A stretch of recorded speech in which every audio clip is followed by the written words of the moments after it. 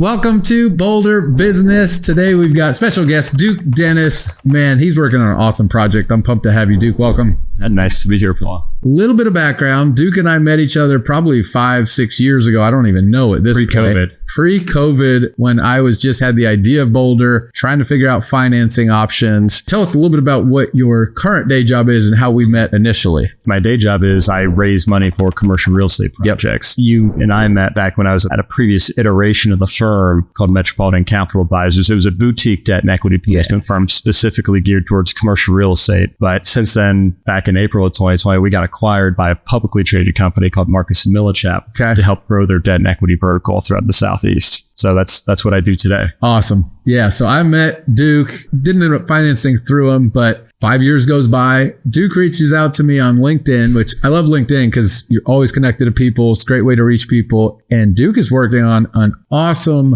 I guess call it a side project. That's fascinating. So tell us just a little bit about that. And then obviously that's where we're going to spend most of our time today. As of probably tomorrow morning, I'll have the final bit of the Class A shares raised. Nice. It'll be capital raised for development of a movie about the motivational speaker Zig Ziglar. Okay. A feature-length film, not a documentary, a full feature-length film. Love it. Those are my favorite movies, by the way. Mm-hmm. When they're true stories, nonfiction about inspirational stories of people's lives, like I'm always hooked on it. Mm-hmm. So when you told me about it, one, I obviously know who Zig Ziglar is, love his quotes, love his motivation, but just that type of storyline always interests me. Mm-hmm. How did this come to be? I mean, a long story long. I've been listening to Zig since I was 15. Yeah. At that point, I was probably at a little bit of a crossroads in high school, and my dad sat me down and had a very candid talk with me. I mean, he basically said, like, hey, if you keep going down this road you're on, you're going to end up working at Walmart for the rest of your life. And I think we know he did not mean he's like the CEO. Yeah. So after that, like, I started crying. Wow. And he's like, why are you crying? He's a Marine, so he's not super emotional. Yeah. But he's like, why are you crying? I said, because my dad thinks I'm a loser. And he said, no, I don't think you're a loser. You think you're a loser. And that's why you're living up to these low expectations for yourself. Brilliant. What followed was like a 2.5-hour conversation, ended around midnight, where he went to work breaking down why it's important to have goals and positive beliefs and positive motivation and a plan to go achieve those goals. And a practical step that he took after that was every weekend we started playing golf. I grew up in a town of about 1,500 people. So we had like a 9-hole golf course. Okay. Instead of going to that 9-hole golf course, which was 10 minutes away, my dad would either drive us to College Station or Waco, which was roughly an hour in either direction. But on the hour-long drive there and on the hour-long drive back, we'd listen to Zig Ziglar. And so he just started brainwashing me. That's incredible. That's like life-changing parenting. Within that span of time, I wrote down a list of goals. One of them was to write and produce 10 movies. And I wrote down the movies I want to make. And one of them was Zig. So now I'm here actually doing it. It's been a goal for your whole life eventually. For 20 years. Yeah, for 20 years. Oh, that's incredible. I know who Zig Ziglar is, but for those that might not, tell us a little bit about him, the background. Yeah, I mean, he's a Southern guy. He was born in Mississippi, Yazoo City, Mississippi, and grew up to be a traveling salesman.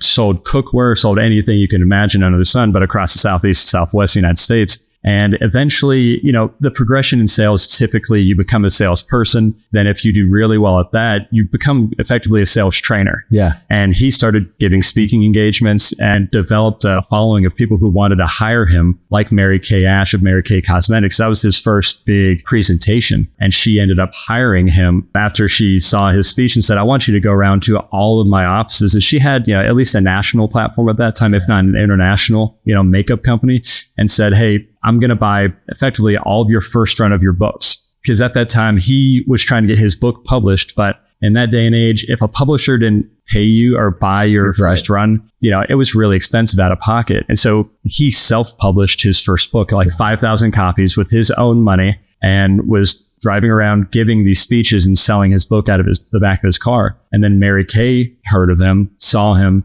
and loved it so much. She said, I'm going to hire you and I'm going to buy all of these books, but you have to go to each of my offices and give your speech and hand these books out. And that set him off on really an incredibly successful speaking career that's probably in his mid 40s, up until his, in his 80s, he was giving speeches when he passed away. But he's written 30 plus books, translated into 40 plus languages. So he's truly international at this point. He was also a devout Baptist, which was a huge part of his speech, was just inspiring people to find faith. And, that really does ring true down here in the South. Wow. Now, the Mary Kay story, roughly what year would that have been?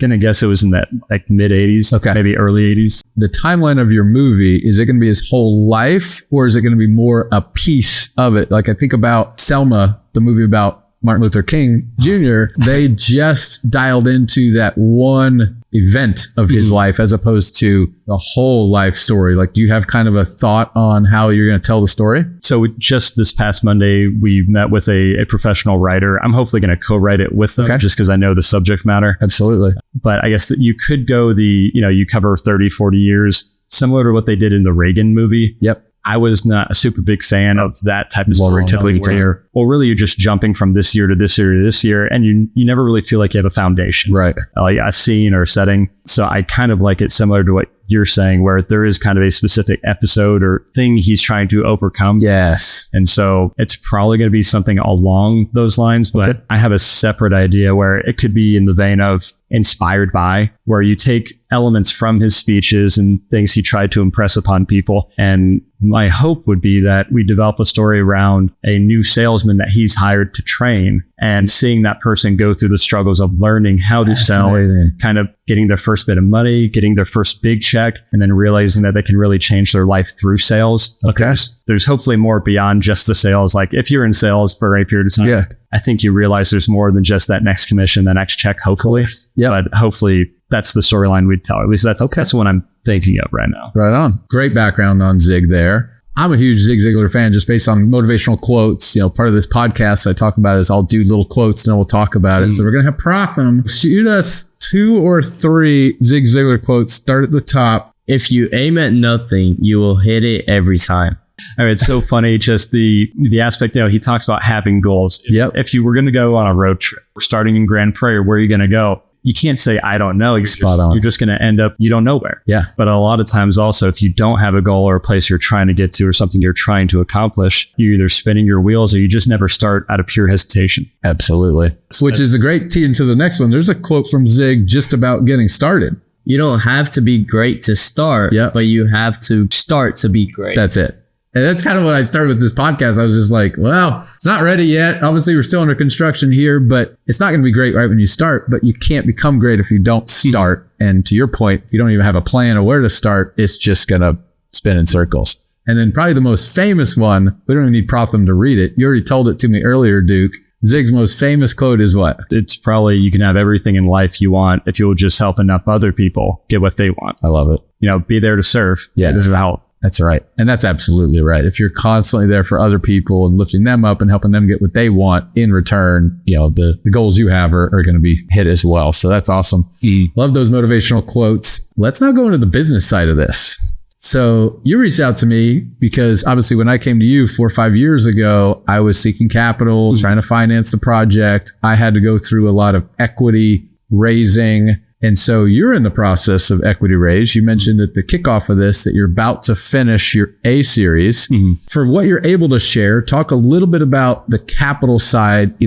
Funding a movie is fascinating. It's almost like a startup business of its own. Each film is effectively like a startup. And so my day job is commercial real estate. Since the advent of COVID, I've noticed that there's been a degradation in Hollywood and people not wanting to film out there. And so I've been actually networking with film studio owners who want to develop here in Texas.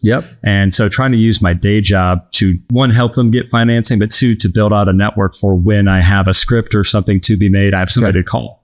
So that's where it kind of started, 4 or 5 years ago now. But through that, I was meeting with the Fort Worth Film Commissioner, the former Fort Worth Film Commissioner, and she suggested to have coffee with her now husband, a guy named Houston Hill.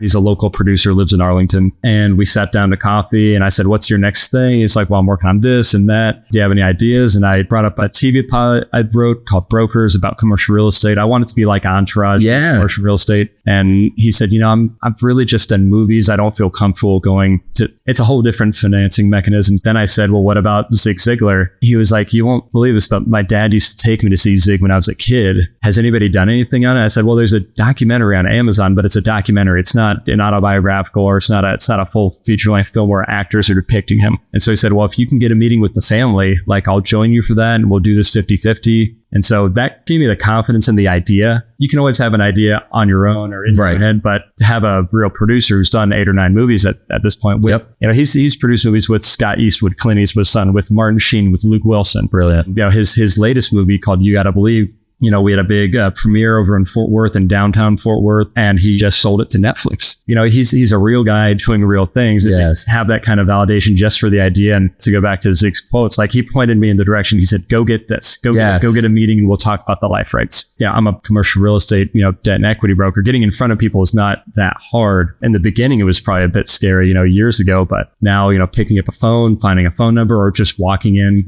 That's what we're tasked with doing, is getting in front of people. That's fair. So I called and emailed and kept calling and kept emailing. It probably took really a month to get the attention of Tom Ziglar, the son. Okay. And how did you do that? Because today you reach people so many different ways. How did you actually make that connection? When I moved to Dallas after grad school, back when we were a private company, our office was about a mile down the road from the old Ziglar headquarters. Okay. So I'd visited once or twice just to pop in and see it because I was such a fan of it. Yeah. And so I knew that they were local, and also just reading his life story. He spent the last probably half of his life in North Texas, in the Plano area. So I knew the family was relatively close. The company is still going today. They're still doing sales training and motivational speaking. So I knew it was geographically close by. I didn't just pop in. I tried to go through the proper channels of calling and emailing, but I think I direct messaged Tom and a couple executives on LinkedIn, which has been fruitful in the past. Sure. I called the main line and said, I want to talk about a movie. And whenever you do that, people are generally open to having a discussion. Yeah. So I spoke with Lori Majors, who's the executive assistant for Zig for like 4 decades. And she set up an interaction with Tom via email. And I just kept following up. Fascinating story. There's a few takeaways I'm hearing. One, the credibility that you were able to build through the connections that you've made in your career, then getting in touch with, what was the producer's name again? Houston Hill, obviously then gives you credibility of like, he's made movies, he's done that. And then you've got the tenacity to keep reaching out to the family. You weren't successful the first reach out. You just kept going with it. There's so many key takeaways that things don't just happen automatically. You have to put yourself in the right place, the right thing, and then, stay consistent with it until you can get that meeting. So tell us about when you first get that meeting.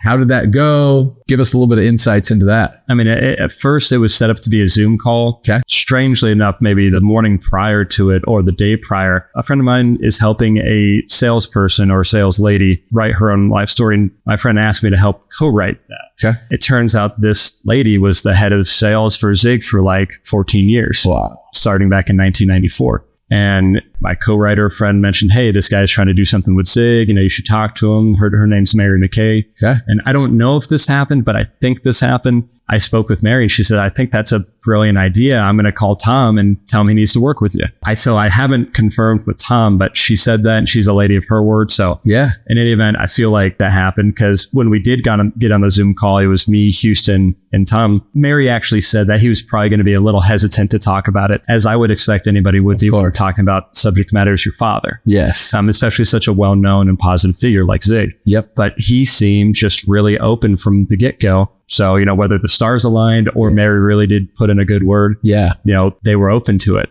And so we had a great, probably 45-minute long call. And it wasn't just about Zig, but it was also getting to know him. Because really, when you're talking about real life subject matter, we're going to have to come back and interview him, interview his sisters, interview people who knew Zig. And so being respectful and having a real relationship with those people, not just using them for a story, smart, like TMZ or something like that, right. Not just the gotcha media, the paparazzi. Yep. You have to really go about it in a thoughtful manner. And also, I genuinely love Zig Ziglar. So it's great to meet him, in general. Yeah. So, just bringing that enthusiasm, I think he picked up on some of that we are sincere in our intent. This is so fascinating. Okay, so you've got the producer. You've got, obviously, your ability to help write the story, tell the story. You're now connected to Tom, the family, talking about the life rights. Now talk us through like the business side of producing a movie, then eventually distributing a movie. You talked about Houston's previous experience selling a movie to Netflix. Like, just talk us through the business model, if you will, at whatever level you can at this point. I'll start with like the capital stack and the fundraising. Yeah, that's where we are. There's really 2 sequences that need to occur. And the first one is, and this is the way Houston prefers to do it. There's a couple of different ways you can. Sure. We're raising about, $250,000. That'd be in the Class A. There is a waterfall with that to relate it to commercial real estate because that's my background. That's like the pre-development money, it is speculative in nature. So there's expected higher return with that. I called it the seed round. The seed round. Yeah. And that's going to go towards, doing these things of getting control of the intellectual property. So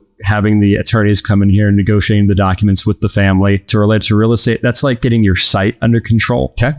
This is where it's going to be. This is what it's going to be about. That's going to be towards getting the script written, which is like your plans and your specs. So you know, okay, this is the building, this is the house, or this is the retail property. Perfect story. Yeah. And then getting, casting agent on board who's going to start talking to talent. So we have actors with us as well as a director. And so with that, you've created what is the package. And so again, relating to real estate, that's, the director and the casting agent are almost like your general contractor and your subcontractors. Yep. These are the people who are going to build this thing together. I love it. And so that's my analogy for it, which has actually helped because I've raised some money from some real estate people. So relating it in a language they know. To speak about the investors, something that's fortuitous that happened. I'm currently raising debt for a construction project. It's an industrial development out in Haltom City. And the sponsor on that is raising equity outside of me. I'm just handling the debt portion.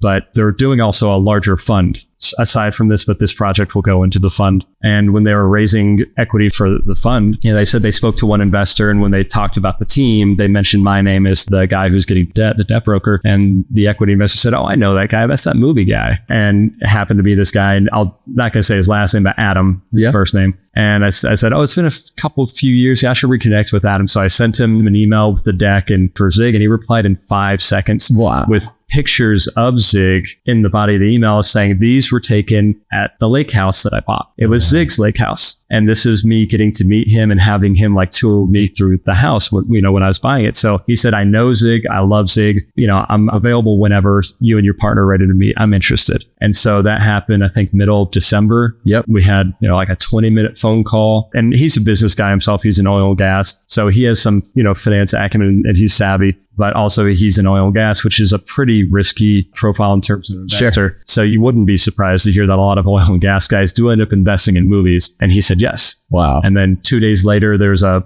family office guy in Fort Worth who I've done some financing work for in the past. I brought this up to him because I know he's of faith and that's very important for him. And so I brought up this, motivational speaker who's a devout Baptist, who's big at Prestonwood Baptist back when he was alive. And he said, "I'm interested. Let me make sure it's cool with my wife, but I'm very interested." And then he said he's in. And then a friend of mine who I play golf with every single week, who's in the commercial real estate business, he's from Jackson, Mississippi. His father's a real estate developer. I've known his dad for 10 years because it turns out the previous iteration of the firm, he was a client of that firm. And I'd worked on a couple of his deals as an analyst. And so I had kind of known him, but never met him before. And then just completely randomly, his son moves to Dallas to work in commercial real estate. And he and I just become good friends. And he's a Southern guy. He likes to play golf. We have that in common. And we had breakfast one day when the dad came down. He's like, "What are you working on?" And, you almost have to be shameless in your pitching. 100%. You just have to believe in it that much. But I brought up Zig Ziglar and he's like, "I know Zig," because he knew all the backstory because everybody in Mississippi knows who Zig is. Wow. It's one of,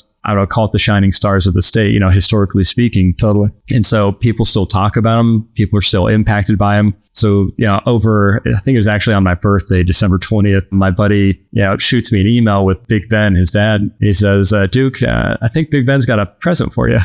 And then he replies saying, "I think I'll give you some money for that movie." So in a couple of weeks, we had, 3/4, or most of the money come in.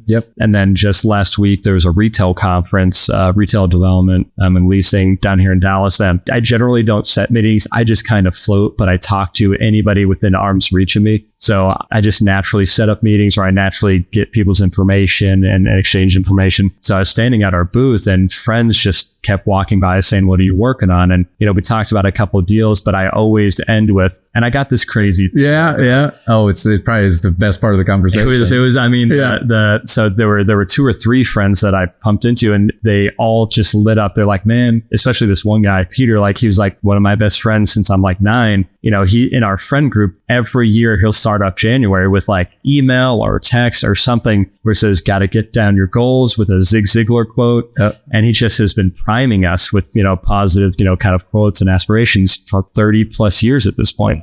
And he was like, don't sell that last unit. He said, hold that for me, which is massive buy-in. Yeah. And it feels really good to think, again, it just feels validating for the fact that, this idea, if it can get money, it's on that path. Oh, absolutely. Good. So we're having a follow-up call with Houston to meet Peter and another guy tomorrow morning. But the other guy is also a client of mine. And he said, he texted me, send me the docs I'm in. So, yeah, we're probably going to start calling the capital and getting in the bank to start, paying for the attorney and paying the screenwriter in the next 30 days. That's amazing. This is all the pre-development. Yeah, that's stuff. just pre-development. So what I heard is obviously your network throughout your career plays a critical role in it. And then obviously Zig's notoriety, reach just makes that connection, the credibility there as well. I will tell you, that's just awesome to hear how you were able to raise it. Raising money is very difficult. You made that sound really easy. It ain't that easy. But what's going to be awesome for you is now that you're going to have that A shares and do the pre-development, like you said, once you start getting more and more to it, it just becomes more credible is the word I keep coming back to. Talk us through now, just at a high level, what are the different phases of capital you need to go through to get this to the screen?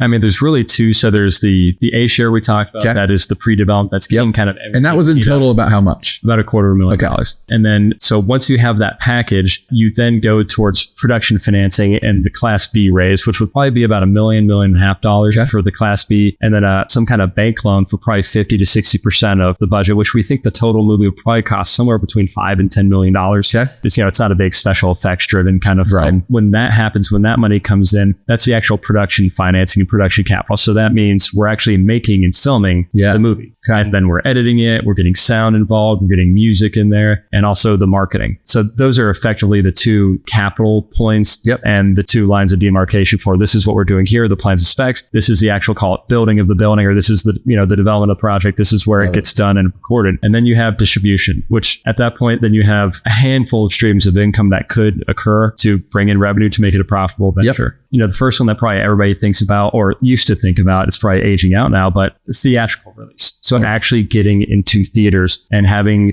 theater agreements where they're taking some percentage to effectively house or market your thing and have it to be viewed in their, the AMC, the movie theaters. So that's one. Because my understanding of that is if AMC releases a movie, they get 50% of ticket sales and then the movie gets 50%, roughly speaking. Is that right? Roughly speaking. Okay. Yeah. But that can be negotiated is what you're saying. Got it. So there's the theatrical release, which is one revenue stream. Then there's streaming now. Yep. So you have Hulu, Netflix, Amazon, and the fact that there's actually already content via the documentary about Zig. Right. That bodes really well for the ability to then sell the movie. Yep. So we're very hopeful that'll do well there. And usually those agreements can be 1, 2, 5 years, something like that with a streaming service. But then at the end of that term, you get the material back and then you can go shop it around and sell it to one of the other streaming services and have another 2 to 3 to 5 year kind of run with them, but have another check come in for the content. So we talked about theatrical, we've talked about streaming, and something that isn't talked about is DVD sales, because the majority of the country still lives in rural areas. Okay. And so Walmart, as an example, my partner sold his last movie, the DVD rights,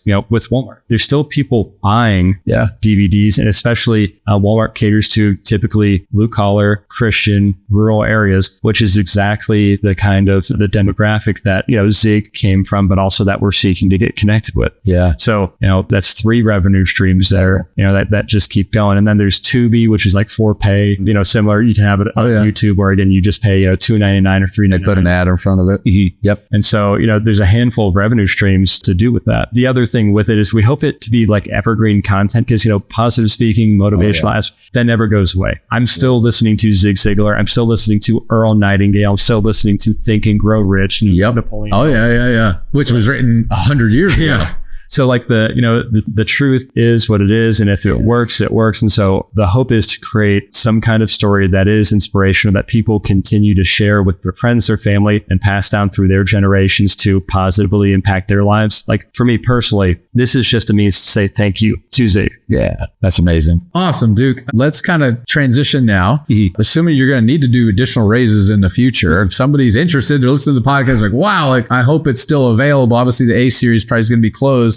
How would they reach out to you? What's kind of a good way to connect if they are interested? Yeah, if they want to reach out to me, call me on my cell, 979-777-9910. He's going right at it. And then find me on LinkedIn, Duke Dennis. but also my work email is duke.dennis@marcusmillichap.com. Yeah, reach out to me. I'm more than happy to have a conversation. Okay. I love it. Yeah, we wish you the best. I'm super intrigued by it. I definitely want to stay up to date on the story. Let's transition now. I think when we kick this off, as I said, you and I got to know each other 5 years ago. You said you even had some questions about how things are going. I just wanted to kind of see what's on your mind. Well, I mean, I'm curious what inspired this. Was it you had kids and they were on a jungle gym? You thought, this is a public space, but it's all metal bars. It's rusty. It could be nicer, newer, cleaner, and or just a safe family environment. I'm curious what sparked the idea initially and then how you built upon that. Like for me, Zig, I had the idea after listening to him for so long, and I just started writing, an idea of a scene, an idea of a story. And so it just kind of, you write it into existence. What happened for you that made you think this, and then how did you build on that? Yeah. So I have 3 kids. To your point, we go to family entertainment centers, and we're here at the Epic right across the street, Septic Waters. So going to those places, I always have a fun time. I still act like a kid when I go there. I have fun with my kids. At the time, I was working at Fidelity Investments, doing the corporate ladder, and was just ready to do something different. I watched Gary Vaynerchuk a lot. He talks about,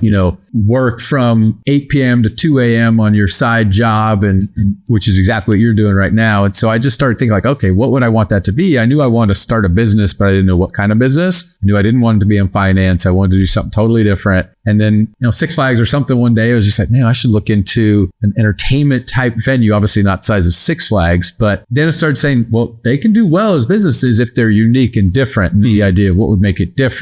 Try to give you a very high level overview, but I went to a corporate trip in Salt Lake City, up in Park City actually, and they had the adventure course that they converted from the old Olympic ski jump area. You can ride a tubing slide down the ski jump area, and you can go on zip lines, all that. I just was like, wow, this is different. This is unique. How do we build something like this in Texas where there's no mountains?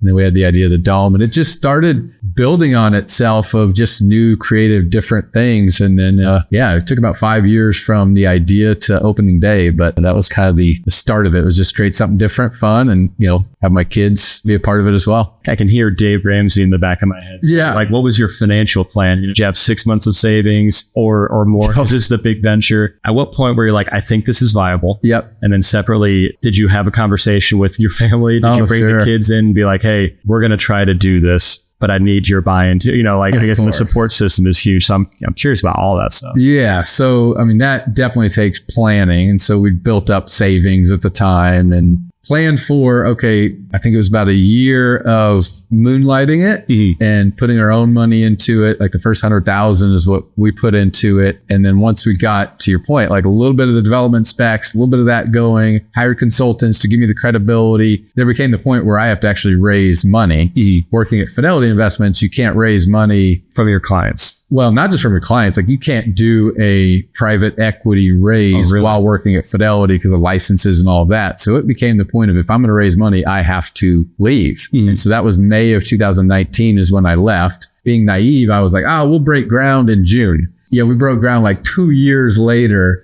And so it definitely goes slower than I thought, by all means. To say, did we have 6 months of savings? And we probably had more than that. But I went without a salary for 4 years, it ended up being, which I think was originally planned to be 6 months. So it got tough. It's still tough. It's still very tough. So one of the main reasons I wanted to start the podcast is just another element of marketing, storytelling, which obviously is critical because Boulder's still not profitable yet. Like we're still in that, I call it the toddler phase of business, where we're trying to figure out how to, get the right number of people through the doors and manage cost and all of that. So we're still struggling in certain aspects of it. And then the hope is obviously telling the story, get people aware of it. I'll be sharing finances. And the next episode we're about to shoot today is just giving a business overview of how things are going. And just like you were very upfront about, hey, here's the money I'm trying to raise. Here's my phone number. Like being open and vulnerable in my mind is like the best way to share things because it's honest. It's true. I'm not sure I'm answering your question anymore at this point, but it's really been a journey to say. Like when you were at the previous company,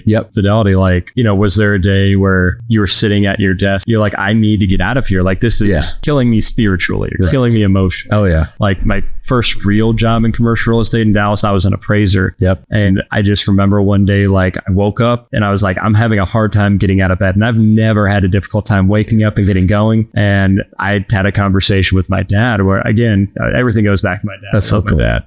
Appraisal is a very safe, kind of secure job in terms of the income. That's why my dad kind of pushed me to that. But I remember telling him, like, I don't think I want to do this anymore. I think I'm going to go into, debt and equity brokerage, commission. My dad worked for the government his whole life. And so he always had kind of a steady paycheck and just comes from a more conservative background. So I remember telling him that, and he's like, I think you're making a mistake. And it was the first time probably I had to diverge from this person who I completely trust his opinion. And it was the best thing ever. But like, did you have to have that talk with yourself, or was that something, I don't know, again, like I go to the relationship you have with your wife, like, is it, you were saying it out loud and she's like, honey, I hear you saying this. Are you feeling that? Or how did you have that realization? Were you at your desk or were you at home? Or? It was all of the above. I mean, I think everybody can relate to not checking out, but having that kind of aspiration to do something different. For me, it was, I was no longer fulfilled in the job I was doing. The pay was great. The income was good, but day to day, it was just like, man, I'm just not motivated. It's very cheesy. We only have one life to live. And it's like, is this really what I want to do for the next 20, 30 years? Not at all. And so we built up enough savings. My wife at the time was very supportive of what we were doing. And it just came down to, it's a risk. And I'm probably more comfortable with risk than most. Now, even though I mentioned like Boulder's struggling, like we are really having a hard time right now, specifically on cash flow and all of that. I wouldn't change it for the world because I wake up every day and it's just, I was up till 4 a.m. last night working, eyes are a little tired this morning, preparing for a board meeting tomorrow, but I love it. And we're here shooting a podcast as part of the job. I'll shoot videos in the park, or we'll have team meetings and I'll be up on the course running things. Like my day is so different every day. There's always things going on that it's just so much more fulfilling, rewarding. I mean, we see people come into the park and their eyes widen and they're having a good time, and you get 5-star Google reviews that, they had them ways. It makes it all worth it. But for me, it just comes down to I'm doing what I want to be doing and I'm loving it. But the struggle is real. I mean, it's running a business, especially the size that we are right out of the gate, is definitely tough. For you, is it the revenue side? Is it the expense side? And, we talk about this in the business, like pro forma. Yeah. What did that look like compared to what is actual today? And what is the difference, or what is the gap that you're experiencing? I think it's mostly revenue. I guess I'll start with expenses and I'll jump to revenue. Expenses are very high fixed cost. So the debt that we were able to get, you'll definitely relate to this, was a variable interest rate loan because it was a startup, higher risk. So the bank was willing to take it at a variable interest. So was it SBA or was it SBA? Okay. It was a 504 SBA, and the first lien holder, amazing, Plain State Bank, shout out to them. They're a phenomenal business partner of ours, but it was a variable interest rate loan. And so when we first not signed the deal, but when we first kind of started the construction, it was going to be 4 3/4 or something. And that's yesterday. Now we got to 10.5 at one point. So our debt service is almost double what it was pro forma to be at. And that is a very big loan. So when you're carrying double the debt service you budgeted, significant overhead expense that, obviously we weren't planning for. Insurance is very expensive because our dome, we didn't foresee that. So insurance is a big expense. So we have some really large fixed costs that we don't have much control over. So the answer is we have to grow top line revenue. We budgeted about $10 million for annual revenue. Year one, we came in at 7.5. I was going to say it's not horrible. Well, for a startup, correct. Right? And you're 75% of the way there. There you go. And we dipped in year 2 to 7, but there's a marketing mishap that we did. We changed some things, came off Facebook for a little bit, and it had a big negative impact. Really? Yeah. And so we went from roughly 2 million impressions a month on Facebook, Meta, Instagram, TikTok, whatever, about 2 million a month. We dropped down to 300,000. The agency we took on just was changing things, thought Facebook wasn't yielding when in reality it was. And that cost us about $500,000. And that's what I'm going to do the business review after this, show all the charts and graphs of that. But luckily we reacted relatively quick and we're starting to trend back, but it is top line revenue. We've got to just grow the awareness more. We've got to get more people through the door. Groups are a huge opportunity for us. Corporate groups coming in, having a good time in the park when otherwise we're closed is just great opportunity. So I'm very optimistic. still, but we're definitely feeling the heat of just making sure we keep things going. Do you keep like infographics about where people are coming from? Like you hear about those things, like anytime a transaction occurs, this business can tell from the zip code of the credit card where that person physically came from. Are you seeing foot traffic from outside of ZFW? Oh yeah, for sure. Now, I don't have like every single person, but what we do, we can pull cell phone data, obviously, through certain providers. But the best thing we have is a waiver. So when people come in, they have to sign the waiver, obviously, but we get their phone number, their email, their zip code. And so I can pull we have basically 150,000 waivers that have been completed, and I can pull all the zip codes. And so you can see who your primary zip codes are, et cetera. But we have people travel from all over the country. In large part, one of our largest investors, which is a whole nother story, are celebrity YouTubers. Really? Yeah. Unspeakable Preston ended up investing with us, and Unspeakable came down right when we opened. It was like, I opened a theme park and that video went like 10 million views. You had Dude Perfect come I tried. I haven't had Dude Perfect yet, but I tried. I actually pitched them long time really? ago. I did. That's a funny story. But Unspeakable made such a good video. He made 2 or 3 after it that we still to this day get phone calls about, hey, is Unspeakable at the park? And kids flying in. Parents tell me that their kids wanted to come here for their birthday from Chicago or Florida. So really, that helped a lot. Shout out to Nathan and Preston. Nathan in particular has really been super helpful for us.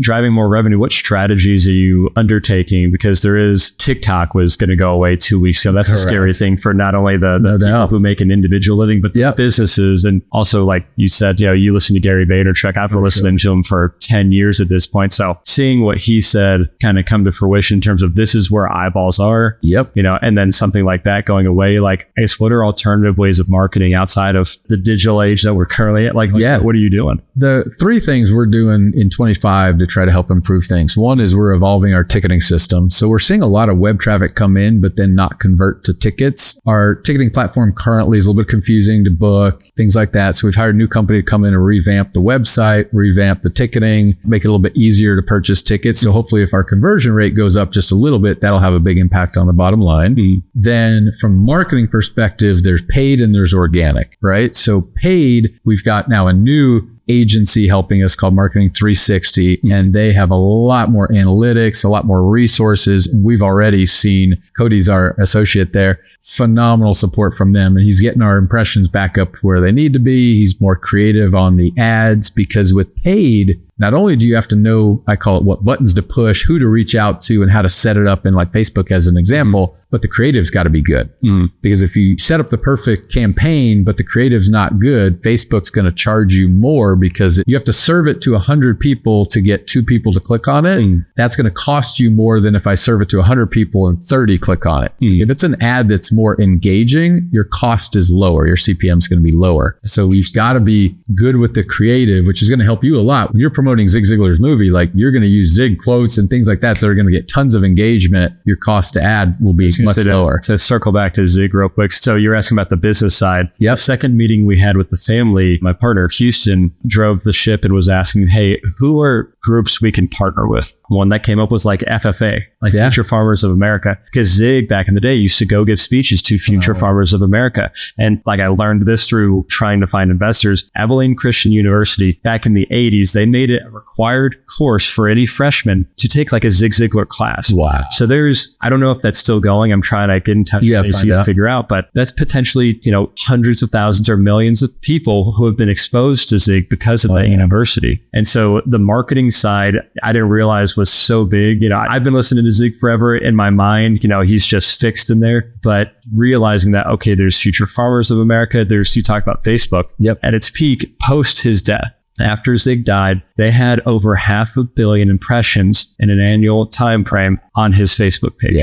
So the number of people viewing him consistently, even after he died, is, it's a relevant figure. And so, we're going to be able to work with the family to utilize the Facebook to show the previews and the commercials for the movie. There's a YouTuber, Evan Carmichael, who's pretty big. I've heard of him. The family, the Ziglar family, gives him speeches that were never previously publicly released of Zig so that he can host them on his channel. And they said, we're more than happy to reach out to him to talk about a partnership to get marketing out on this. So I didn't realize at the time, because I wasn't, again, this is a thank you letter to Zig. I didn't realize the business aspects and how we need to pay attention to that to get the word out there. But there's a bunch of, rocks we're turning over. It's like, well, there's 5 million people. There's 3 million. Yes. And then like Drew Carey, the host of The Price is Right. He had some challenges in life. And he, to this day, has been, every year he'll buy a ton of personalized stationery from the Ziglar family because he loved listening to Zig. Wow. So, I don't know if we can get in touch with Drew. I'd love to. I love the Drew Carey show, by the way. Yeah. He has massive reach and massive appeal. He had his own show. He had the Whose Line Is It Anyways? And he had The Price is Right for years. Yeah. So there's a lot of people that we still don't know to this day have been touched by Zig, but just through his message would want to help. Yeah, market it. What you just talked about is the organic side of marketing, which is our third strategy. So paid is obviously you're paying Facebook to promote whatever ad you come up with. Organic is when you get collaborations with whoever it is, or you're just posting your own out there and it gets its own following and reach, which obviously Zig already has. And that's what we're really focused on now. That's why Protham's here. Christina, we have 2 marketing interns that their job is let's create organic content and be out, putting it out more frequently. That's what Gary Vaynerchuk talks about all the time is you have to put tons of content out there so that it just grabs a hold of people. And so we're having fun videos at the park, things like that. So we're just elevating our game on the organic side that it costs us nothing to post. We make a video, if it gets 5,000, 10,000, 100,000 views, that's just reach that didn't cost us anything. And that's ultimately kind of what brought us to the podcast idea of, hey, it's just another way to reach people talking about business. And, then obviously make videos in the park that might reach kids or even people that want to come play. And so we're just trying to get the name out there as many different ways as we can. So do you have stuff that's geared towards the kids versus stuff that's geared towards the parents? Because we know the parents have the credit card. Oh, yeah, for sure. But is there a dual-pronged approach of like, well, we know that this speaks to the 35 to 45-year-old who's trying to look for, adventure parks and things like that versus the type of video that's skewed towards a child and what they would just find entertaining? Yeah. Like, are there that's what we're trying to figure out. So paid, yes. Paid, we can do an ad specifically targeting moms making a decision about their birthday child or whatever it is. You can do corporate specific ads. So paid is a lot easier to create an ad specific for a demographic and then put it out in front. For our organic social media channels, you want to be relatively consistent in what you're doing. So there, it's probably more geared toward just showing the fun in the park. But we look at our stats. I mean, we obviously need to get better at that. And we'll see a wide range of people that watch the content. But it is more focused on just show the fun in the park, whether it's a kid or a parent saying, hey, let's go do that. But that was, again, coming back to the podcast, like, well, this is another way to reach a different type of person that may be interested in the business side of things, that may either own a business or work at a business and wants to come have a corporate outing at the park, or has kids. They listen to the podcast like, hey, I hear Boulder's, having a tough time right now. Let's go support them and go have a good time at the park. So it's just getting things out there in as many ways as possible. Probably we're not new to it, but we're still pretty darn new to it that we're going to learn. That's Protham's background. What he's working on in college is financial analysis and that. And so he's going to dig into our data and help point things out and all that. So Protham, anything you want to add to it? Yeah. So I've actually been doing a little bit of digging myself. And what I've come to find out is our age range is usually between 18 and 30. That's where most of our crowd is right now. Interesting. Yeah. So we've got to kind of create content for that. What's tricky about kids is you can't market specific to kids. So when they create an Instagram account, they're going to do it under their parents.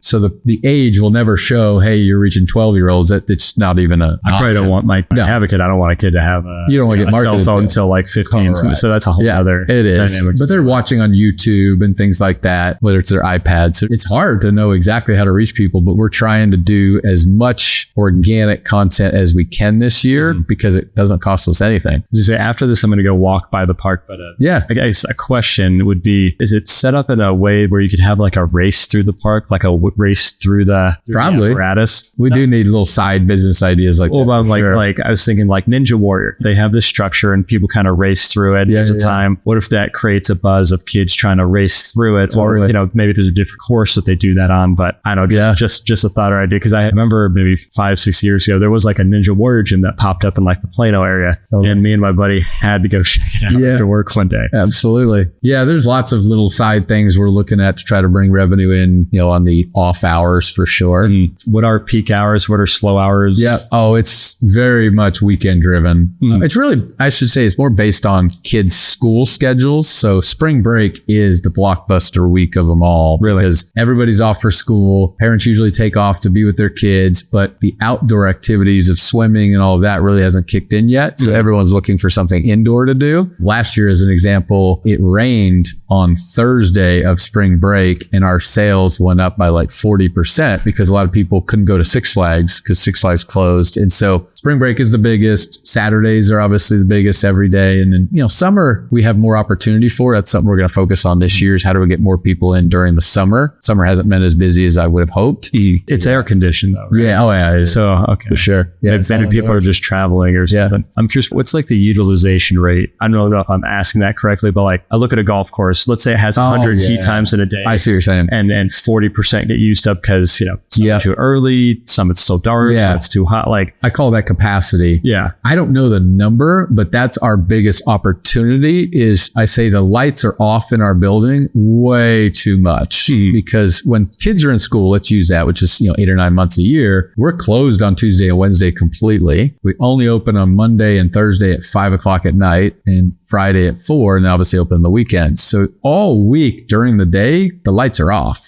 unless we can get a group in. And that's where the revenue opportunity really lies is if we can get more corporate groups, field trips, youth groups, whatever, homeschools that can come during the week that otherwise the lights are off and bring any revenue in, it just lifts things. So today we had a field trip in there. Those are great opportunities because the capacity is enormous compared to what we've been doing. Do you have any partnerships with so on the real estate side, we're saying for the last 5 years, we've been seeing Montessori schools, kinder cares, a bunch of daycares and youth oriented schools, private schools popping up all across the state, really the country. There's a big private equity push in that arena, but I'm curious if there's a way to, find a local or area franchisee and market through that guy or that girl and have those kids come in on, this school comes in this week, this school comes in this week. Again, you're directing it towards the adult who owns the facility. 100%. So it is a unique thing that the person who's enjoying it is not the person who's buying it. Right. The decision maker is different than the consumer in that aspect. Yeah. And then we've got a sales team. I've got a meeting with her. Do you have space for a daycare inside? No, we haven't really gone down that avenue. I'm just wondering if you had a fixed audience there where you're already providing one service. Right. And you say, well, for an extra